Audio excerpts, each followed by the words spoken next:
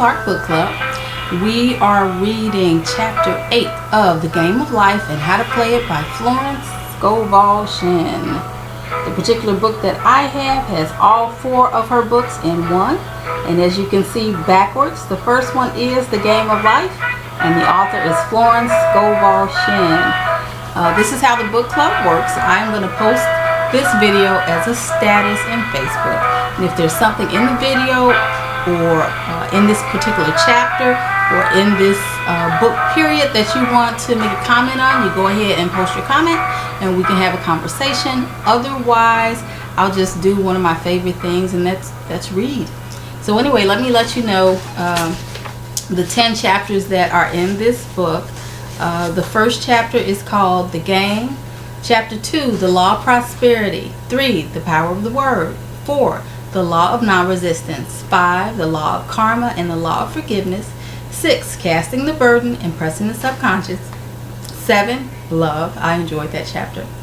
8, which is what we're reading today, Intuition or Guidance. 9, Perfect Self-Expression or the Divine Design. And Chapter 10, Denials and Affirmations. Also, if you would like a free copy of this book, you can get it from my website. In fact, if you look in the description section in YouTube, like if you launch the video in YouTube and you look in the description section, you'll see a link to my web page, my website, and if you click on the image of the book, you'll get a free PDF file of this book. It's in the public domain, so you can get it for free.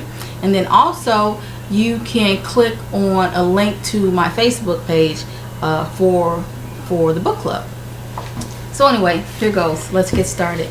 Intuition or guidance. It says, in all thy ways acknowledge him, and he shall direct thy paths. When I read books, most of them, a lot of them say he and him, and so that it resonates more with me, I will flip the script and say she and her. So you'll hear me do that in the book. I just needed to resonate more with me, and sometimes when I do that, it helps. So it says for me, in all thy ways acknowledge her, and she will direct thy path. And when I read it that way, it's like I'm talking about my higher self, and my higher self is guiding me. So anyway, here goes. It says, there is nothing too great of accomplishment for the man or woman who knows the power of the word and who follows his intuitive leads. By the word, he starts in action unseen forces and can rebuild his body or remold her affairs. It is therefore of the utmost importance to choose the right words, and the student carefully selects the affirmation he or she wishes to catapult into the invisible. He knows that God is his supply, that there is a supply for every demand, and that his spoken word releases this supply. Ask and Anyway, ask and ye shall receive. Man must make the first move. Draw nigh to God and he will draw nigh to you. Draw nigh to God and she will draw nigh to you. I have often been asked how to make a demonstration. I reply, speak the word and then do nothing until you get a definite lead. Demand the lead, saying, Infinite Spirit, reveal to me the way. Let me know if there's anything for me to do. The answer will come through intuition or a hunch, a chance remark from someone, or a passage in a book. The answers are sometimes quite startling in their exactness. For example, a woman desired a large sum of money. She spoke the word, Infinite Spirit, open the way for my immediate supply. Let all that is mine by divine right now reach me, and great avalanches of abundance. Then she added, give me a definite lead. Let me know if there's anything for me to do. Oftentimes, my experience has been when I want or need something, I'll put the intention out there, and sometimes I don't know what to do. A lot of times I know what to do, and I just keep doing what I'm doing until I get a hunch or a lead to do something different. But when there's something that you want and you don't know exactly how to get it, then what she's saying is throw the intention out there into the invisible, as she said, or what I like to say, throw the intention out into the universe, and then watch for the leads. You know, somebody may just say something that that is a clue as to something you should do.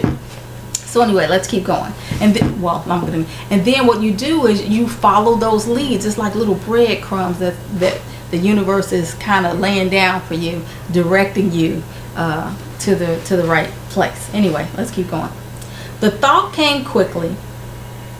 Let me see.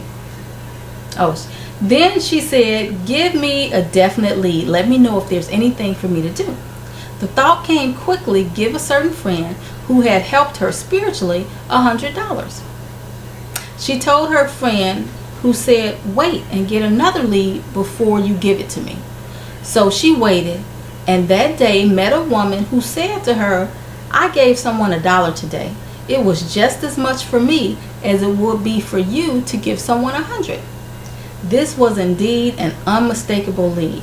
So she knew she was right in giving the $100. It was a gift which proved a great investment, for shortly after that a large sum of money came to her in a remarkable way. It says giving opens the way for receiving. In order to create activity in finances, one should give. Tithing, or giving 1/10 of one's income, is an old Jewish custom and is sure to bring increase. Many of the richest men in the country have been tithers, and I have never known it to fail as an investment. And what I want to bring out here is sometimes when people hear tithing, they think, you know, just to give to whatever church they go to. Well, a lot of people don't go to church and don't believe in that. And there's nothing wrong if you do or don't. The thing is, her friend giving someone $100, that was a form of tithing as well. So tithing isn't exclusive to going to a church and putting the money in a basket. If that's how you tithe, then beautiful. But there are other options out there, because we're all different and we, you know, have different propensities. So I just wanted to throw that out there. The 10th part goes forth and returns blessed and multiplied. But the gift or tithe must be given with love and cheerfulness, for God loveth a cheerful giver. Bills should be paid cheerfully, and money should be sent forth fearlessly and with a blessing. I remember hearing Wayne Dyer say once that he just went into the bank and got thousands of dollars worth of $100 bills, and he just started walking down the street and just picking up on different people's spirits, and the people that he resonated with, he just gave them $100. That's a form of tithing. Okay, let's keep going. This attitude of mine makes man master of money. It is his to obey, and his spoken word then opens vast reservoirs of wealth. I remember one of my Facebook friends posted something in Facebook that just made me, it was extremely beneficial to me, and I just wanted to like send them money, you know. I looked and I didn't see like I didn't call them or anything. I didn't see like a P.O. box or anything like that. There wasn't like a groove or ditch dug to channel the money to the person. And so it was just kind of a fleeting thought. In fact, I posted a status that was inspired by that what they said inspired me so much that if they had a P.O. box, I would have sent them you know, some money. So anyway, I was talking to another Facebook friend of mine, and they gave me some information that was extremely beneficial with respect to a project that I was working on. And I just happened to ask this person, because this was the second time. I said, wait a minute, how would someone, because I went to they have a web page, they're a business person, and I said, well, how would someone that wanted to send you money for your services or whatever, how would you would get it to you? I went to your website, I don't see anything, you know, I don't see a PayPal, I don't see anything. And so she told me that, well, you know, if you want to, I do receive gifts through PayPal. And I was like, oh, you know, I didn't know you can send people gifts through PayPal. So that was really cool. So I just sent her a piece of change, you know, through PayPal. That was my first transaction like that, where I just sent a friend money. And so that was pretty cool. So I went ahead and just, you know, sent her a little piece of change just as a token of my appreciation for the information that she was sharing. So to me, that was a form of tithing. Anyway, back to the book. I gotta remember where the heck I was. Okay, this attitude of mine makes me a master of money. It is his to obey, and his spoken word then opens vast reservoirs of wealth. Man himself limits his supply by limited vision. Sometimes a student has a great realization of wealth, but is afraid to act. The vision and action must go hand in hand, as in the case of the man who bought the fur-lined overcoat. It says that the vision and action must go hand in hand. I love the movie The Secret, and in that movie, well, after the movie, a lot of people said, well, they didn't talk enough about action. They did talk about it. I heard it, but I guess they didn't say it enough for the people to hear it. But I heard them say that, you know, when the intuitive nudge is there, act. And there's some other quotes in there that I remember them saying when to act. And anyways, I'm going to read this again. It says the vision and action must go hand in hand. So you must act according to your vision. And I'll say this too. The other night I'm working on a business project to increase my income. And so I'm in the process of doing it. So everything hasn't manifested yet. However, I was watching online a Bob Proctor video, old seminar called You Were Born Rich, and they were talking about, they were talking to a lot of people, but one particular couple, they wanted a house, but they didn't have the money for it yet. They knew they wanted the house, but they just didn't have the money for it yet. And so when Bob sat down with them, he was like, look, here's a realtor, call this realtor. And they was like, Bob, we don't have the money yet. We know. He said, call the realtor and find the house that you want. And so that was at night. So the next morning I posted something in Facebook, one of my statuses, hey, are any of you guys real estate agents? Because I want a loft. I know exactly the type of loft that I want. And so I got a response for a realtor, contacted the realtor. And it's like the ball is rolling. And guess what? Everything else is going to fall into place as well for me to get the beautiful loft that I want. Anyway, and so it says the vision and the action must go hand in hand. So I can sit all day long and have this vision and have a picture of the loft that I want in my vision board. But if my actions aren't in alignment with my vision, because I'm waiting on something else, then according to this, nothing's going to happen. So anyway, it says, back to the book. A woman came to me asking me to speak the word for a position. So I demanded, Infinite Spirit, open the way for this woman's right position. Never ask for just a position. Ask for the right position. The place already planned in divine mind, as it is the only one that will give satisfaction. I then gave thanks that she had already received and that it would manifest quickly. Very soon, she had 3 positions offered her. 2 in New York and 1 in Palm Beach, and she did not know which one to choose. I said, ask for a definite lead. So here's another thing where you don't know which way to go. Maybe there's a fork in the road. And according to Florence, you always ask the universe for a lead directing you in the right way. So anyway, she said the time was almost up and she was still undecided when one day she telephoned. This is what the lady told Florence. She said, when I woke up this morning, I could smell Palm Beach. She had been there before and knew its balmy fragrance. I replied, well, if you can smell Palm Beach from here, it is certainly your lead. She accepted the position and it proved a great success. Often one's leads come at an unexpected time. One day I was walking down the street when I suddenly felt a strong urge to go to a certain bakery a block or 2 away. The reasoning mind resisted, urging, there's nothing there that you want. However, I had learned not to reason. So I went to the bakery, looked at everything, and there was certainly nothing there that I wanted. But coming out, I encountered a woman I had thought of often and who was in great need of the help which I could give her. So often one goes for one thing and finds another. Intuition is a spiritual faculty and does not explain but simply points the way. I like that. I'm going to read it again.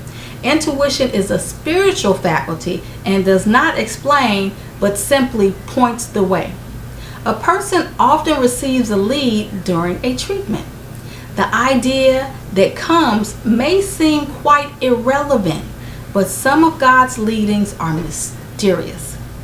In the class one day, I was treating that each individual would receive a definite lead. A woman came to me afterwards and said, "While you were treating, I got the hunch to take my furniture out of storage and get an apartment." The woman had come to be treated for health. I told her I knew in getting a home of her own, her health would improve. And I added, "I believe your trouble, which is congestion, has come from having things stored away. Congestion of things causes congestion in the body. You have violated the law of use and your body is paying the penalty." So I gave thanks that divine order was established in mind, body, and affairs. People little dream of their affairs. People little dream of how their affairs react on the body. There is a mental correspondence for every disease. A person might receive instantaneous healing through the realization of his or her body being a perfect idea in divine mind, and therefore whole and perfect. But if he continues his destructive thinking, hoarding, hating, fearing, condemning, the disease will return.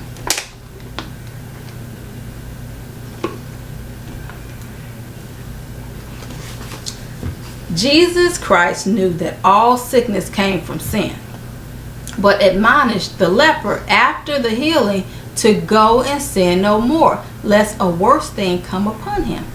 So man's soul or subconscious mind must be washed whiter than snow for permanent healing, and the metaphysician is always delving deep for the correspondence.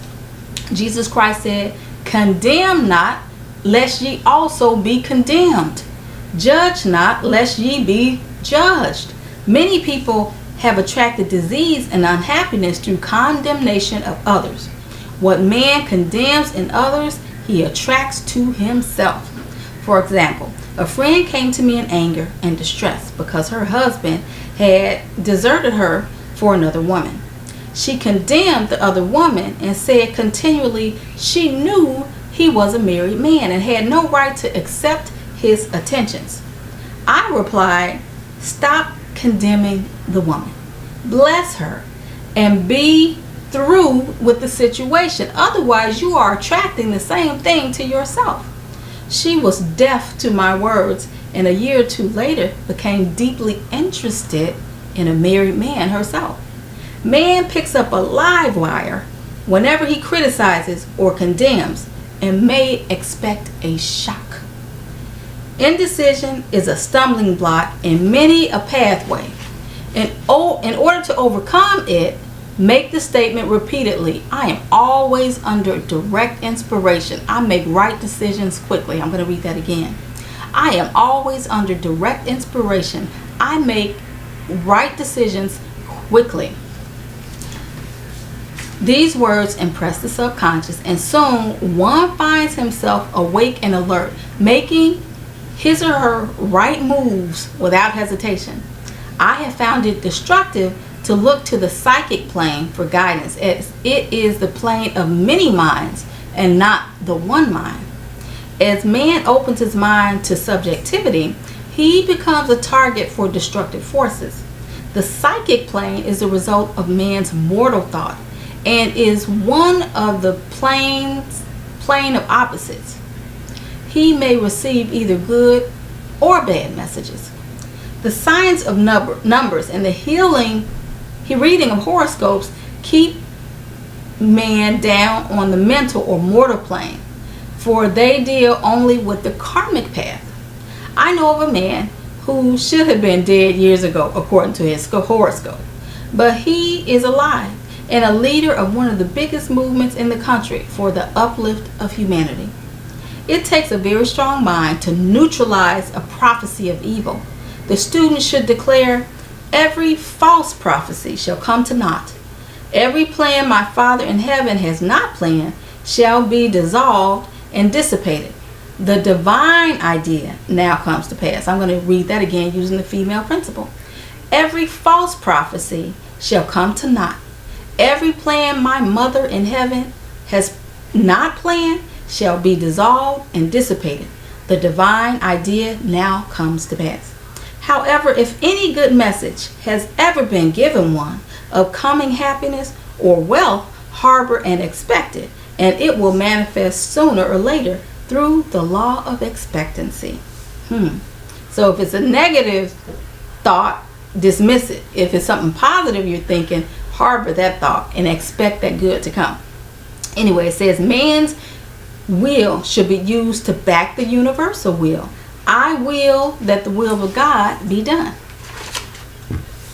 It is God's will to give every man every righteous desire of his heart, and man's will should be used to hold the perfect vision without wavering. It is God's will to give every woman every righteous desire of her heart, and woman's will should be used to hold the perfect vision without wavering. It is indeed often an effort of the will to leave the husks and swine of mortal thinking. It is so much easier for the average person to have fear than faith. So faith is an effort of the will. As man becomes spiritually awakened, he recognizes that any external inharmony is the correspondence of mental inharmony. If he stumbles or falls, he may know he is stumbling or falling in consciousness. One day, a student was walking along the street condemning someone in her thoughts. She was saying mentally, that woman is the most disagreeable woman on earth, when suddenly 3 Boy Scouts rushed around the corner and almost knocked her over. She did not condemn the Boy Scouts, but immediately called on the law of forgiveness and saluted the divinity in the woman. Wisdom's ways are ways of pleasantness, and all her paths are peace. That makes me so, she was condemning someone in her mind, and as she was walking down the street, some Boy Scouts were, running around the corner, almost knocked her down. When I get in a space where I'm doing something and all of a sudden I start dropping stuff and knocking stuff over, I know something's going on up here, and I calm myself because I know that, so I'm thinking, my thinking's off, my vibe is off, and so therefore I'm knocking stuff around, and so I center myself up here. I may just sit down, I may listen to some music, but I calm myself down so I can stop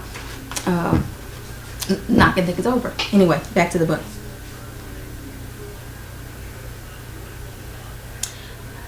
When one has made his demands upon the universal, he must be ready for surprises. Everything may seem to be going wrong when in reality it is going right. I'm going to read that again. When one has made her demands upon the universal, she must be ready for surprises. Everything may seem to be going wrong when in reality everything is going right. I've realized that. She gives an example. Let's see what she's talking about. For example, a woman was told that there was no loss in divine mind. Therefore, she could not lose anything which belonged to her. Anything lost would be returned, or she would receive its equivalent. Several years previously, she had lost I like this story. Several years previously, she had lost $2,000. She had loaned the money to a relative during her lifetime, but the relative had died. leaving no mention of it in her will.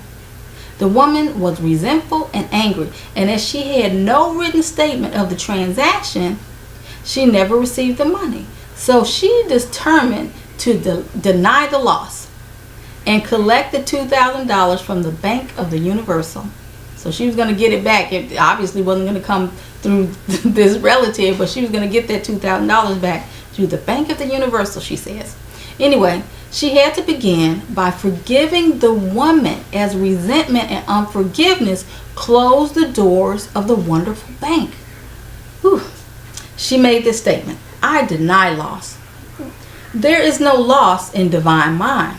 Therefore, I cannot lose the $2,000, which belonged to me by divine right. As one door shuts, another door opens. I love that. Okay. She was living in an apartment house which was for sale. And in the lease was a clause stating that if the house was sold, the tenants would be required to move out within 90 days.